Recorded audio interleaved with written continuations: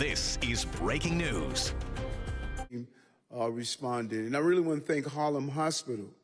They have been a real partner as we brought the situation under control. 11 of the 12 cooling towers that tested positive for this bacteria have been remediated.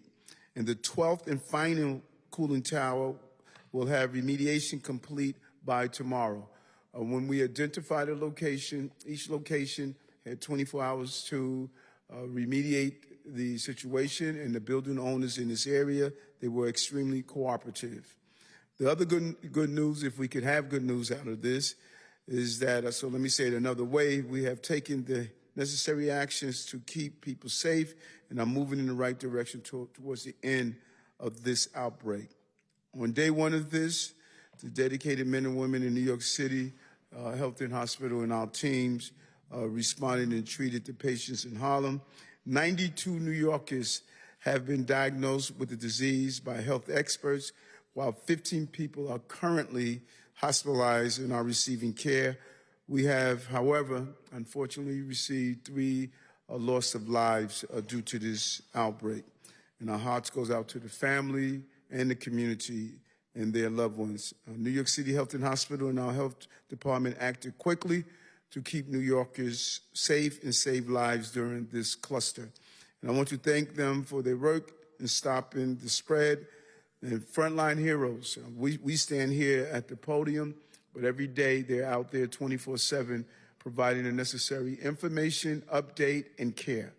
And they do it in a very dedicated way. And this was an all-hands-on-deck moment. We all kicked in gear. We all made sure that not only on the ground, but our health professionals here in the hospital was also monitoring the information, giving us information so we can maintain updates for New Yorkers.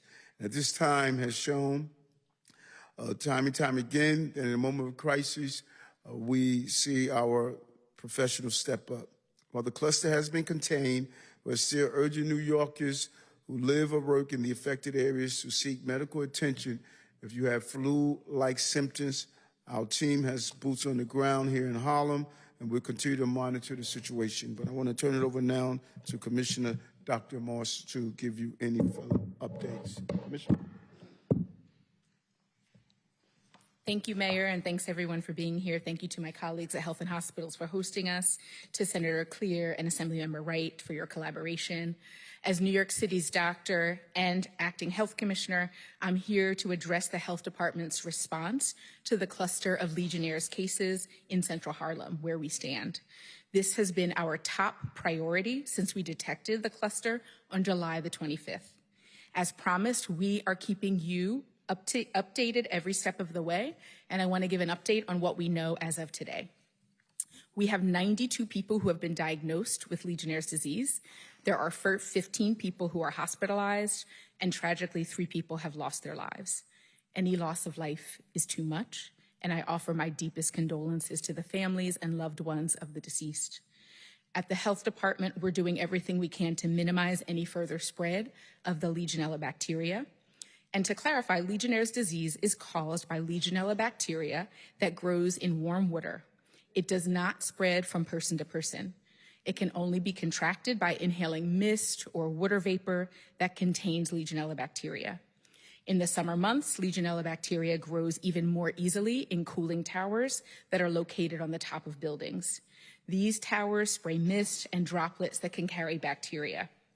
On July the 25th, when our team became aware of this cluster of Legionnaire's disease cases, our response was immediate and multi-pronged.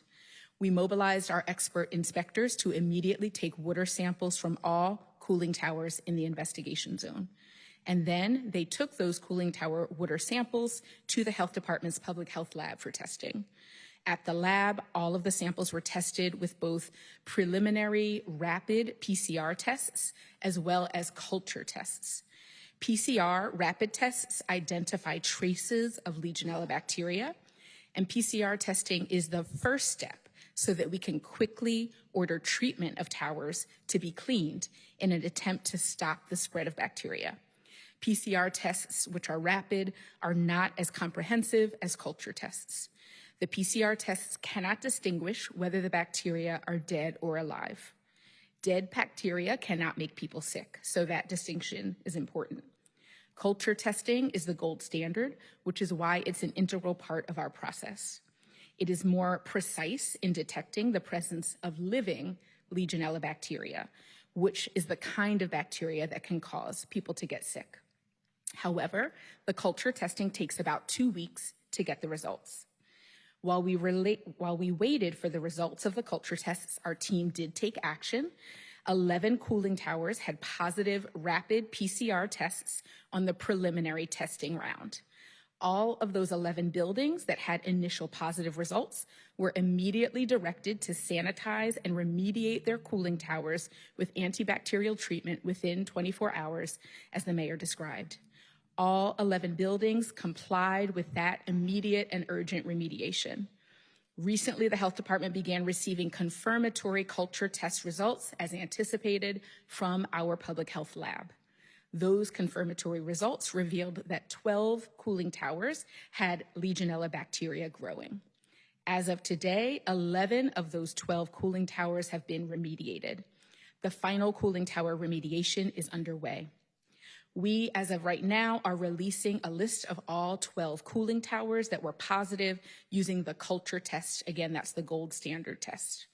We're requiring cleaning and antibacterial treatment of those 12 towers.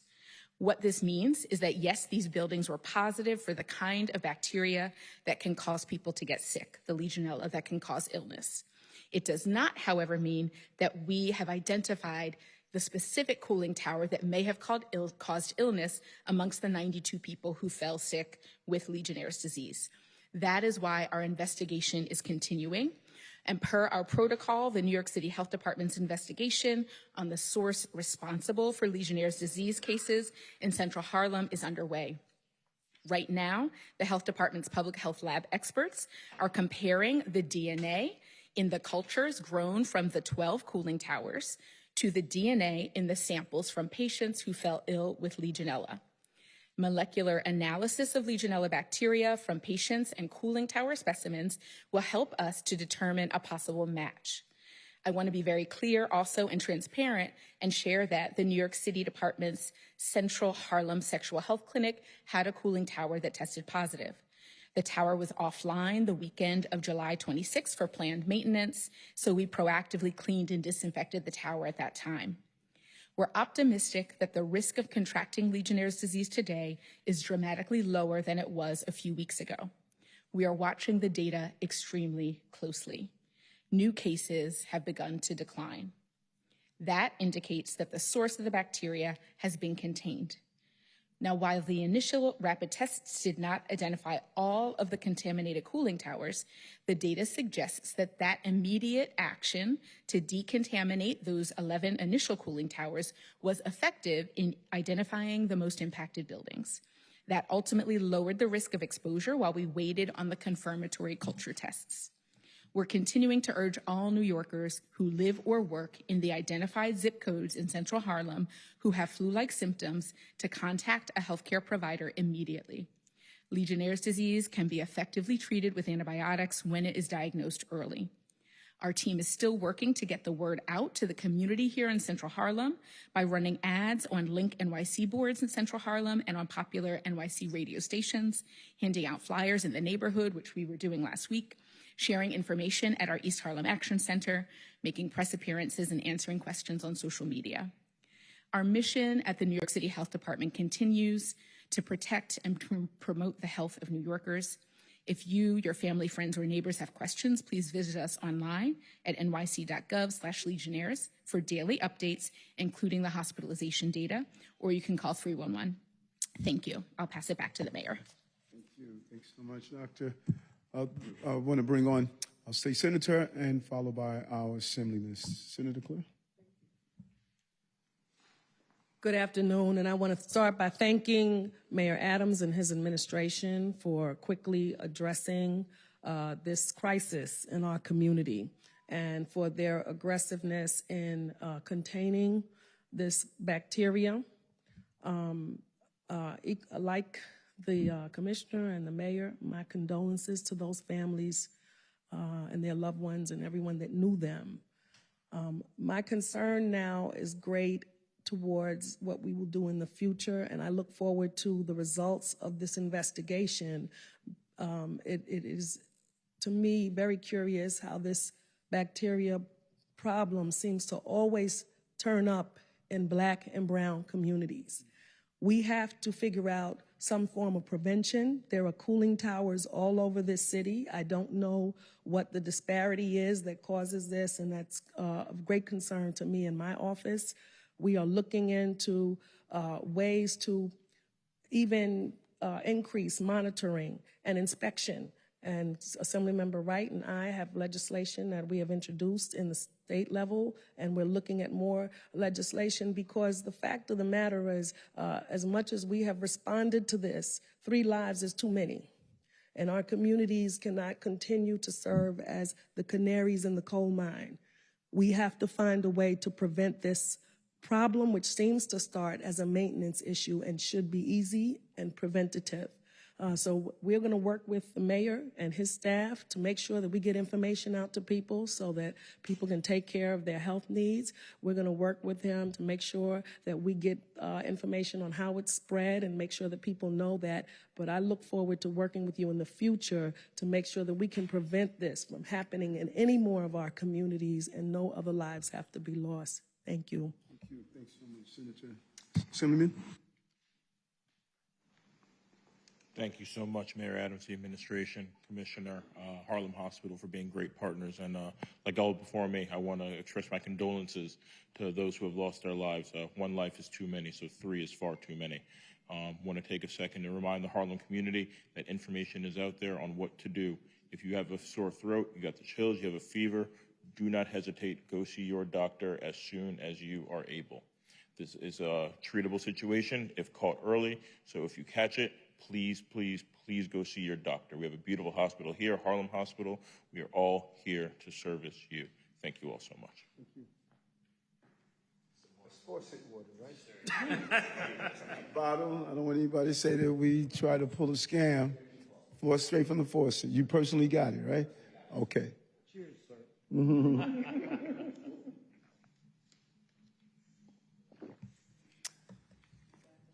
Drink up, breathe up.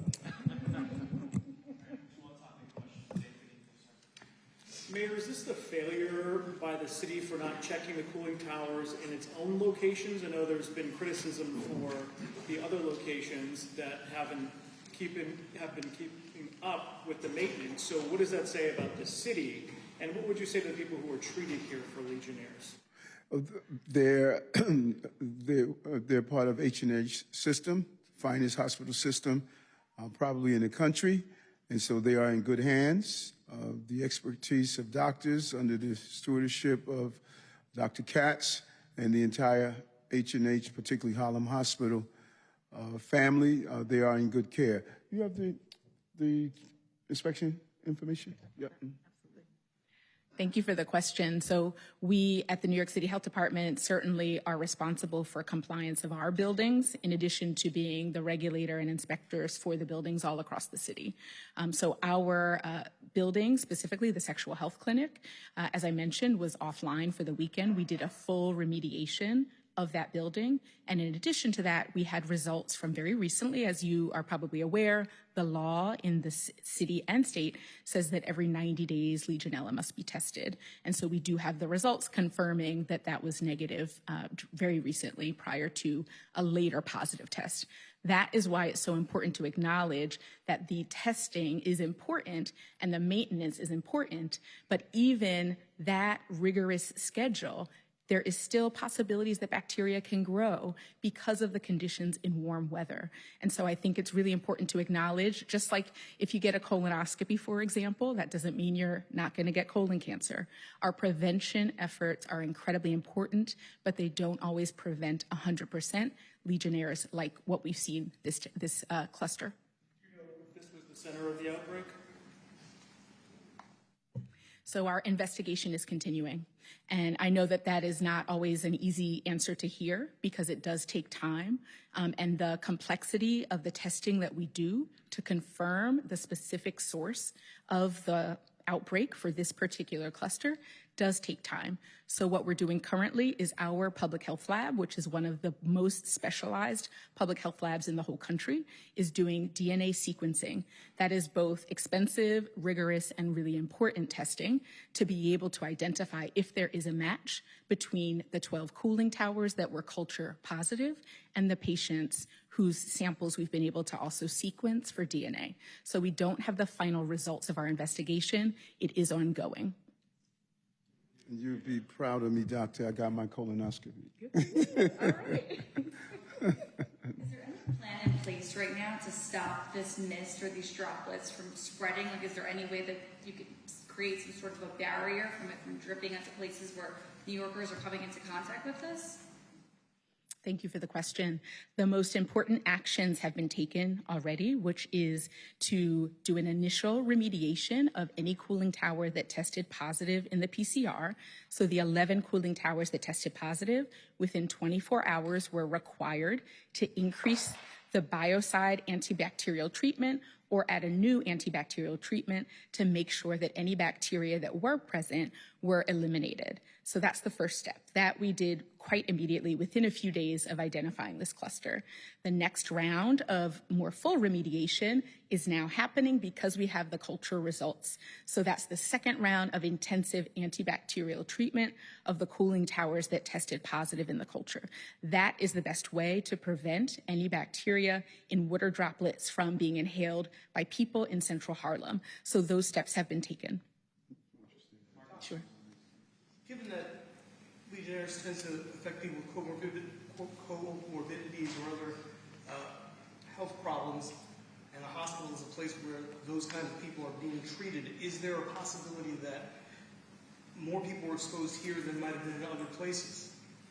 I appreciate the question, and we are very much concerned, of course, about the people who have risk factors for Legionella. And just to clarify, the risk factors for complications from Legionella or for poorer outcomes are things like being over the age of 50, if you have a chronic disease like lung disease, if you're a smoker, if your immune system is not working well. Those are really important risk factors for a poorer outcome from Legionella. However, our investigation is not complete, so I would not draw any conclusions yet about any additional or specific exposures. The whole goal of our investigation is to both make sure that New Yorkers that are at risk in the zone of the investigation, the 5 zip codes in central Harlem, know that they're at risk and seek care immediately, while at the same time, we urgently do the antibacterial treatment of the cooling towers.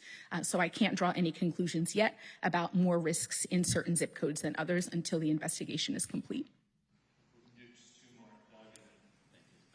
Just to clarify, you were saying that the clinic that was recently offline, is that the 12th and final cooling tower that still needs to be remediated and will be by tomorrow? Our sexual health clinic has completed its remediation. So are you releasing the location that hasn't been remediated yet? Or We released the 12 locations that had cultures that are positive. Remediation has been completed for 11 and is ongoing for the 12th. And for anyone who's getting familiar with this story now, looks at this list of locations, maybe lives in Harlem, and is trying to figure out if they visited any of these buildings in particular, do we know for certain that you had to have visited these buildings, worked, lived in any of those buildings in order to be at risk, or could you have been walking by? Like how in terms of proximity, how at risk are you? The most important thing that I'll tell you, and I'm glad you asked that clarifying question, is that anyone who lives or works in the 5 zip codes in the central Harlem cluster that we're investigating was at risk. And that's what our messaging has been. We've done messaging in multiple languages, in multiple zip codes, and in multiple radio, media, social media, and other outlets to make it clear that anyone who works and lives in those 5 zip codes was at risk. And in addition to that, part of the reason we didn't release the initial 11 cooling tower locations that tested positive by the rapid test is for the reason you just described. We did not want people to think, well, I don't live there, I don't have to worry. That is actually the exact opposite response from what we wanted. What we wanted was for people in all 5 zip codes to be on high alert for developing any flu-like symptoms and to immediately seek care. The new 12 culture results, again, have been remediated fully or are almost done with remediation. And just to clarify what remediation is, remediation takes two pathways, but it's essentially the action that the building manager and engineer together would take to clean the cooling tower. There's an initial more rapid version, and then there's also a more full version. So remediation is an antibacterial treatment of the cooling tower. Forgive me if this was addressed earlier, but were any of the buildings where the cooling towers were identified repeat offenders from previous years? And also, are those building owners facing penalties, fines? Is there anything to dissuade them from letting it get to the state of disrepair in the future? Thank you for the question. All of the building owners are following our orders for remediation, and they have all been in compliance with our orders for addressing the positive tests that we found. Let me just finish, that we have found in this particular cluster. So we're glad to see the compliance with remediation right now. As for the question about when was the last inspection and what was their prior compliance record, I don't have that information right now, but we can certainly follow up with you. Will they be facing penalties for allowing the Legionella to develop?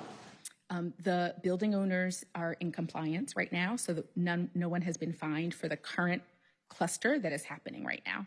But we can follow up with you for any further information about historic inspections. I'm just a little confused. They're in compliance because they took steps after the fact. But does that mean that they were in compliance leading up to this point? I'm commenting right now on the current efforts because of the urgency of the current cluster. Our most important priority in the immediate time to protect the health of residents and people who work in Central Harlem was to make sure that those building owners immediately did an antibacterial treatment of the cooling towers that tested positive. So I'm commenting on the fact that currently, to address the health concerns of Harlemites in the 5 zip codes, the building owners have done what we've asked them to do, and they've done so urgently. All right, thank you very much. Thank you.